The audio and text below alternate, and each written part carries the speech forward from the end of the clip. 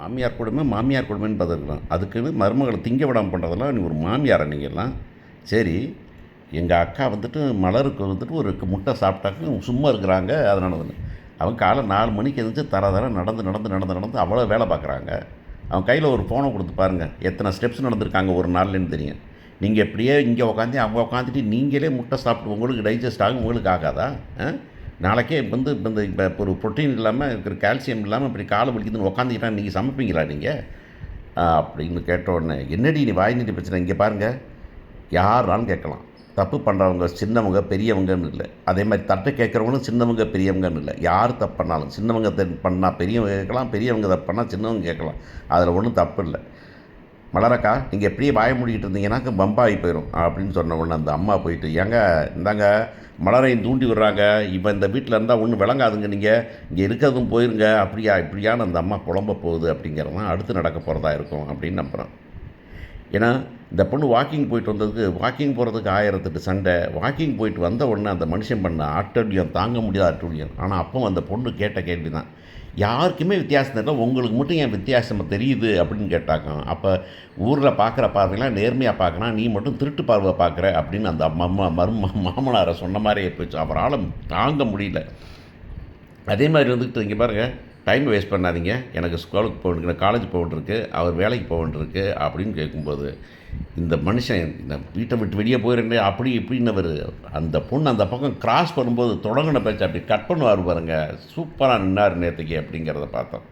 இந்த பொண்ணு பாட்டில் கிளம்பி போயிட்டே இருக்குது அப்படிங்கிறது தான். உடனே தான் அந்த பொண்ணு இங்கேருந்து சொல்லிடுமே, இங்கேருந்து மலர் வந்துக்கிட்டு ஃபோன் பண்ணி அங்கிட்டு ரேவதிகிட்ட சொல்லி செமத்தியாக அந்த பொண்ணு பண்ணதான். கடைசியாக வந்துட்டு சரி கிளம்பலாம், காலேஜுக்கு போகலான்னு போயிட்டு சாப்பாடு எடுக்க போனால், என்ன சாப்பாடு எடுத்துக்கிற, எத்தனை எடுத்துகிட்டு போகிற, என்னத்தை எடுத்துகிட்டு போகிற, அப்படியா இப்படியான்னு கேள்வி கேட்டுட்டு, சரி உனக்கு என்ன சம்பளம் காலேஜில் அப்படின்னு கேட்ட உடனே, என் சம்பளம் 20,000 சி 20,000 தானா அப்படின்னு. ஏன் 20,000 பத்தாதானா? 2 லட்சம் நினச்சேன் நான். காலேஜில் வேலை பார்க்குறேன், ப்ரொஃபஸராக வேலை பார்க்குறேன், பாடம் நடத்துகிறேன் அப்படின்ன உடனே சரி 2 லட்ச ரூபா சம்பளம் கிடைக்கும் போல இருக்குன்னா 20,000 தானா? சே, இந்தா சுரேஷ் வேலை பார்க்குறான், இது பேர் பாக்கியராஜ் வேலை போகிறான், இந்தா சுரேஷ் வேலைக்கு போகிறான், அவங்கெல்லாம் 20,000 சம்பளம் வாங்கி போவாங்களாங்க அப்படியான்னு பேசுகிறோன்னு. அட்லீஸ்ட் எனக்குன்னு ஒரு வேலை இருக்குது, அந்த வேலைக்கு 20,000 சம்பளம் வாங்குகிறேன்.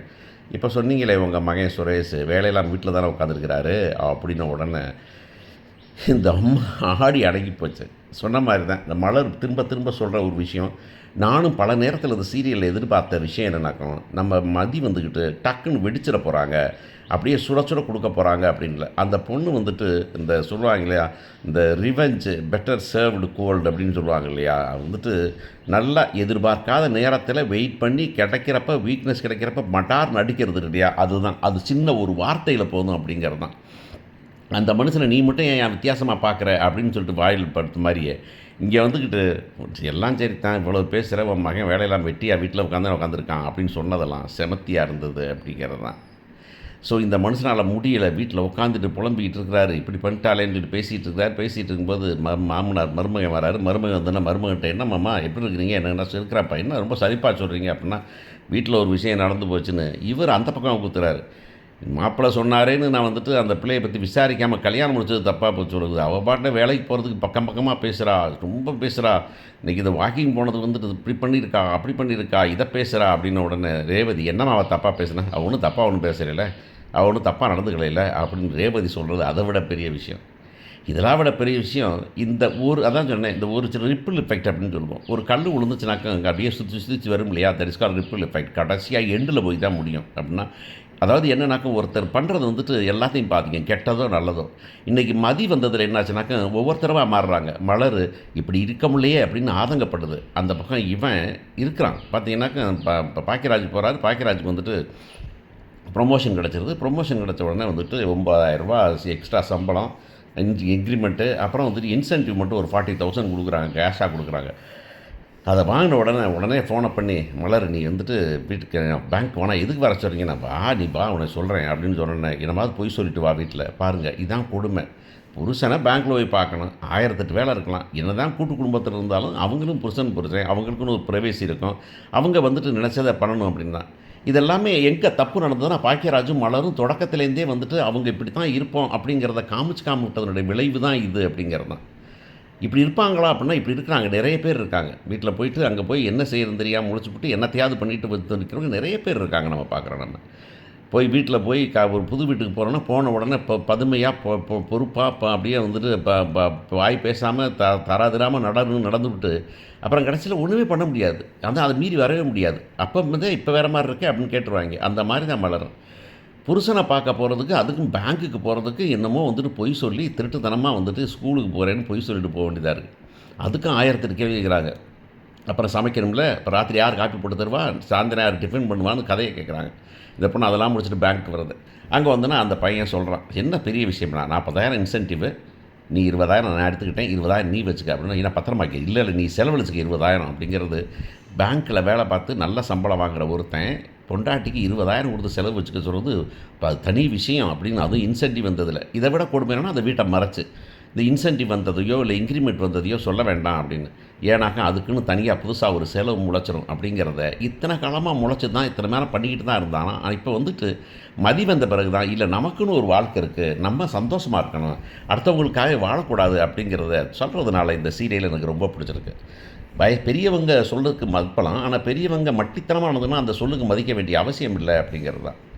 இப்ப கடைசியில பார்த்தீங்கன்னா, வீட்ல வந்து சமைக்கணும் குருமா செஞ்சுட்டு இருக்காங்க. இங்க அந்த பொண்ணுக்கு இருக்கிற நிலைமை ரொம்ப மோசம்.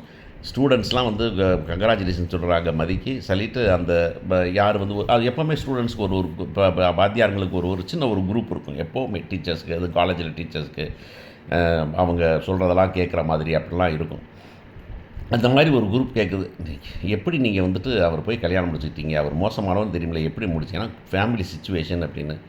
நீங்க தானே எங்களுக்கு சொல்லிக் குடுத்தீங்க. உங்க வாழ்க்கைய வாழுங்க. அடுத்தவங்க பேச்ச விட்டு வாழாதீங்கன்னு சொல்லிக் குடுத்தீங்க. ஆனா கடைசியில நீங்களே இப்படி பண்ணிட்டீங்களே மேடம் அப்படின்னு சொல்லும்போது, இத பத்தி பேச வேண்டாம். என் வீட்டு சிச்சுவேஷன் அப்படி அப்படின்னு சொல்லி முடிச்சுடுறாங்க அவங்க.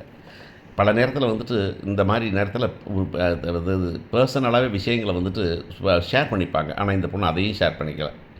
வீட்ல வந்து குருமாவுக்கு தக்காளி வெட்டிட்டு வீட்ல இருக்கும்போது முட்டை குருமா வைக்கணும். எத்தனை முட்டை போடுறதுன்னு அப்படி டக்கு டக்குன்னு கணக்கு பண்ணி, இங்கே 2 அங்கே 1 இந்த மாமியார்ட்ட நீங்க முட்டை சாப்பிடுவேன் சாப்பிடுவேன் அப்படின்னோன்னே, எல்லாம் கணக்கு பண்ணி 17 அப்படிங்கிறாங்க. இப்போ 15 முட்டை போடணும். 15 முட்டையா? இல்லையே 17 ஆச்சே அப்படின்னேன். இல்ல என்னைய விட்டுட்டேன்னு. ஏன் உங்கள விட்டுட்டீங்க அப்படின்னா, எனக்கு முட்டை நான் சாப்பிட்றதில்ல. இந்த கிரேவி முட்டை வச்சுப்பேன். ஏன் சாப்பிட்றதில்ல அப்படின்னு இந்த பொண்ணு கேட்காண்டி அந்த அம்மா சொல்லுது, வீட்ல சும்மா இருக்கவங்களுக்கு எதுக்கு முட்டை? நானே வயசானவ எப்பயாவது தான் முட்டை சாப்பிட்றேன். அதெல்லாம் முட்டையெல்லாம் வேண்டியதில்ல அப்படின்னு சொல்லும்போது, மலர் முகம் அந்த பொண்ணு வேற செமத்தியா நடிக்குதா, அந்த பொண்ணு டக்குன்னு முகம் சுருங்கி போய், என் நிலைமை என் தலையெழுத்து அப்படிங்கிற மாரி இருக்கிறதும், அத பார்த்து இந்த பொண்ணு பொங்குறதும், அத தான் சொல்லப்போகுது. நீங்கலாம் வயசானவங்க, உங்களுக்கே முட்டை வேணும்னாக்க 4 பேரும் வேலை செய்கிறாங்க. எவ்வளவு நடக்குறாங்கன்னு தெரியுமா உங்களுக்கு? ஒவ்வொரு நாளும் கிச்சனுக்கும், உங்களுக்கும். நினச்சு நினச்சு காப்பி கேட்குறீங்க, நினச்சு நினச்சு கிரீன் டீ கேட்குறீங்க. கொண்டாந்து கொண்டாந்து கொடுக்க வேண்டிய கையில் கொண்டாந்து கொடுக்க வேண்டியிருக்கு. உங்களுக்கு என்ன கேடு அப்படின்னு கேட்பாங்கன்னு தான் எதிர்பார்க்குறேன். பார்ப்போம்.